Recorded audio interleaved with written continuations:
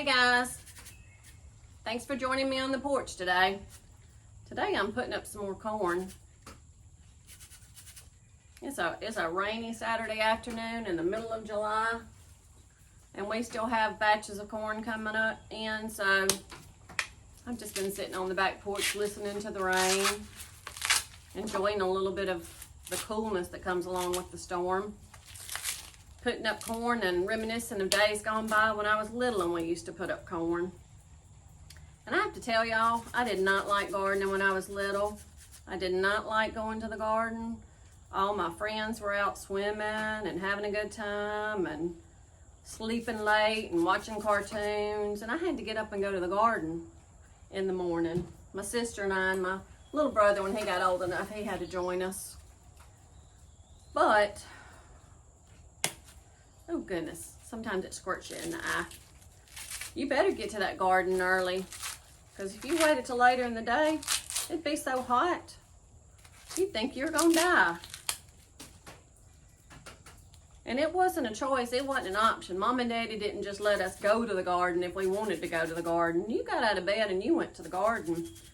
So nowadays I see that way too many of us parents, we don't make our kids do stuff that they need to do. We let them do more of the stuff that they want to do.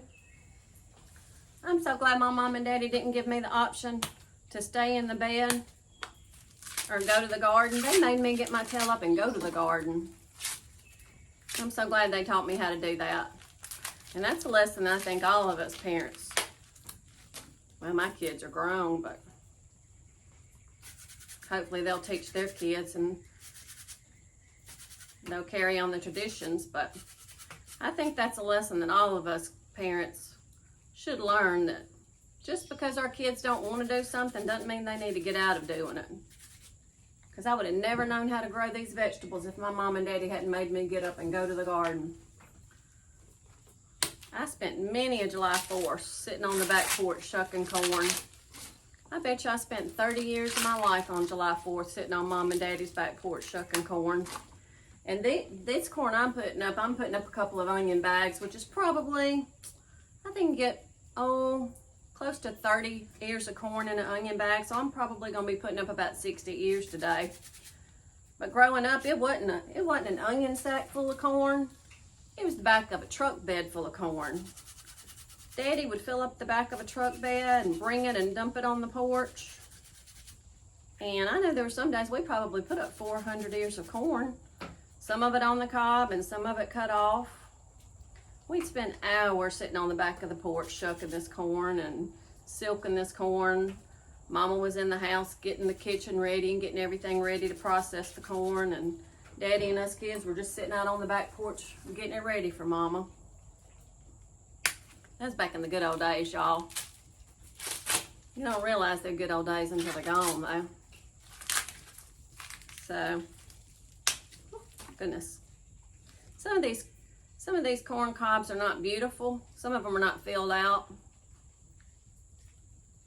But they're still edible. We're going to eat them and we're going to enjoy them. That's the one thing about gardening too. When you're buying produce in the grocery store, all that stuff is raised to be uniform and look uniform. So the general public will buy it and think that it's beautiful, but it's not going to taste nearly as good as this corn that we've grown. So, as I'm sitting here enjoying the coolness of the day because of the rain showers that have moved through, and enjoying the view off of my back porch, I want to encourage y'all, if you don't know how to garden, if you don't know how to raise some vegetables to eat, there's all kinds of videos on YouTube that you can learn how to do these things. These are dying skills, people. These are dying skills that we're not teaching our kids how to do. My kids would make fun of my wings wiggling while I'm silking this corn. When I used to be driving, my kids would thump my wings. You think you're young until your kids start thumping your wings and making fun of the way they flap. But, sorry, I got off topic there. I can feel them wiggling though, and I know my kids are going to make fun of me. If they watch this video, they're gonna see my wings wiggling. So back to the topic of teaching your kids. If you've got kids that still live around, if you've got grandkids that live around, plant you some vegetables. Doesn't have to be a big garden. Can be just a little raised bed, whatever you have room for in your yard. Plant you something and make some good memories with those kids. Make you some memories with your grandchildren. Teach them how to do these things. All you got to do is spark their interest, and some of them will take off and run with it. I heard a limb fall out of a tree over there. I don't know what kind of corn this is. I'll have to ask Patrick and drop it down in the comments below. I know our first crop was Silver King. That was some pretty corn. Daddy always grew Silver Queen corn. We had that every year growing up. That's good too. We would cut the field corn off and make creamed corn out of the field corn. And then the Silver King corn is always corn on the cob. Nope, I'm almost done.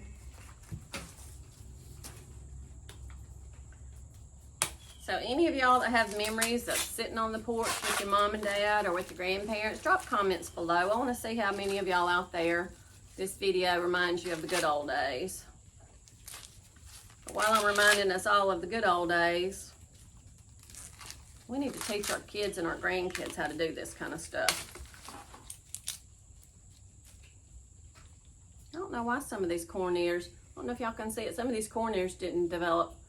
I think, if I'm not mistaken, I'll have to get Patrick to correct me if I am, every little silk goes to a corn kernel, and each silk has to be pollinated for that corn kernel to develop. I think that's what goes on. If you've got an ear of corn that doesn't have development in all of the different rows, I think that's because some of the silks didn't get pollinated. That's why you can't just grow one row of corn very successfully. You need a bunch of corn. I don't know how many rows you need. We may do a video on that later. Patrick's the expert on corn pollination and corn growing. But you have to have multiple rows of corn to get enough pollen floating around to get on those silks to where you get good development of corn kernels. So y'all excuse me, this video is a little different than what I normally post. This one's kind of got me all up in my feelings. Remember the years of shucking corn on the porch with Mom and Daddy. I still have their corn cutter offer. Those kind of treasures. Those are the things you hold on to. All those little material things that don't amount to much and don't really mean much when it's all said and done. Those things that made us who we are, from the people that made us who we are, those are the real treasures. The memories of the times. Ooh, corn splatter on the neck. The memories of the time spent on the porch with Mom and Daddy. Those are the real memories. Those are the good memories.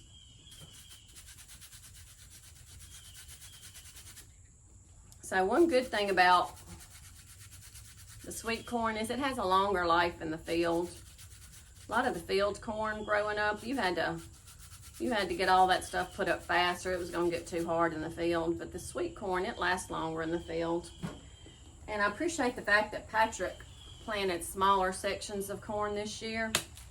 That way we didn't have hundreds of ears coming in at one time.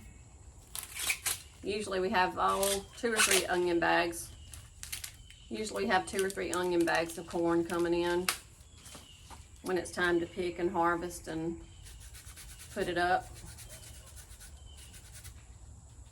So I might have bored y'all all to death going down memory lane with me today, but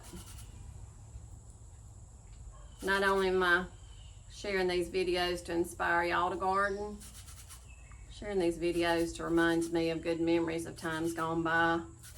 Kind of a documentary journal, if you will, to look back on and smile. Think of the good old days. Daddy used to have a garden so big, he'd almost kill us Daddy'd make me lose 10 pounds sometimes in the garden.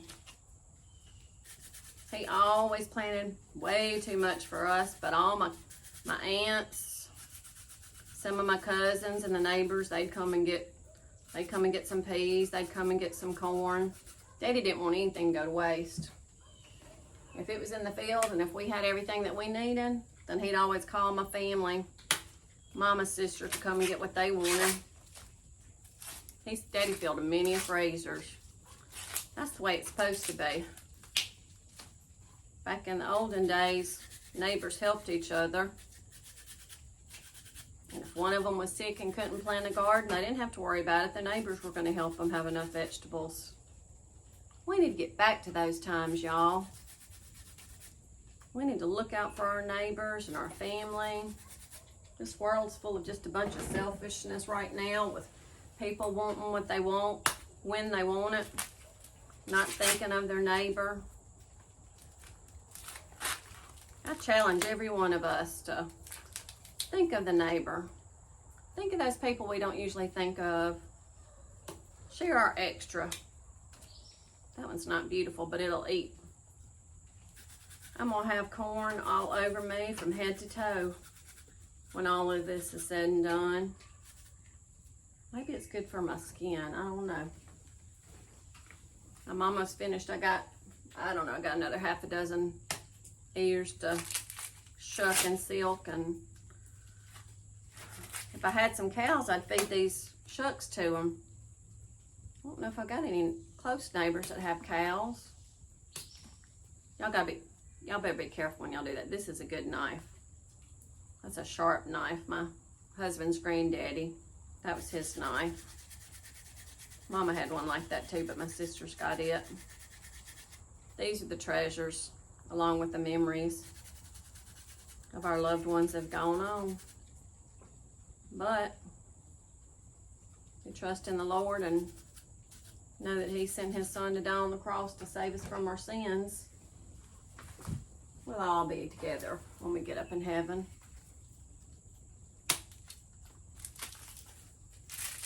And I'll see my mom and daddy again. But until then, I'm going to keep doing what they taught me.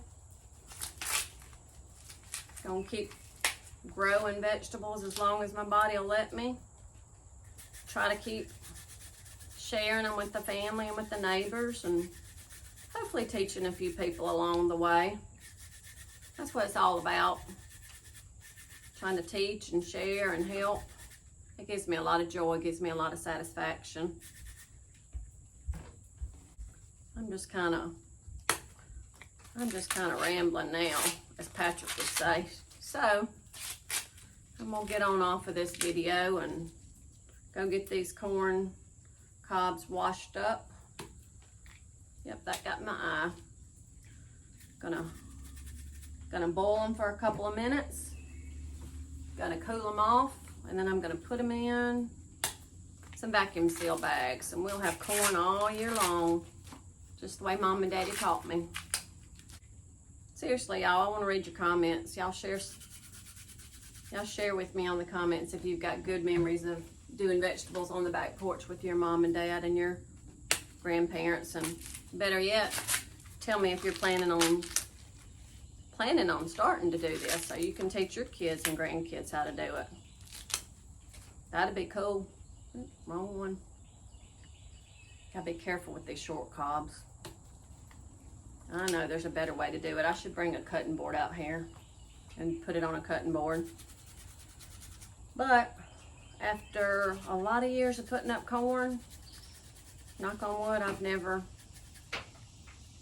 cut myself doing it like that. So I got to go, y'all. Sun's starting to come out and it's starting to get warmer, and I'm gonna go get this corn put up in the freezer. So